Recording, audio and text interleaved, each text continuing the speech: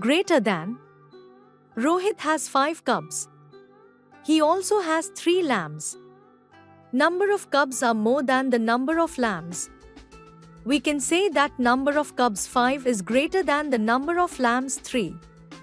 Thus, 5 is greater than 3. It can also be written as 5, 3. Look at the following. 5, 3 is the symbol for greater than. Less than. Sneha has 5 balloons and 3 balls. 3 balls are less than 5 balloons. We can also say that number of balls 3 are less than the number of balloons 5.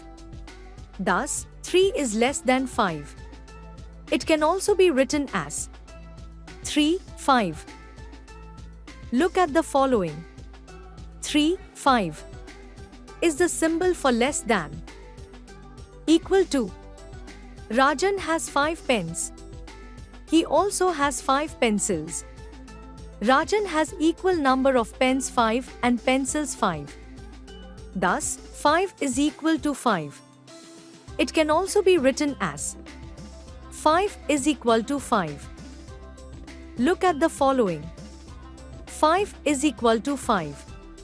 Is equal to is the symbol for equal to.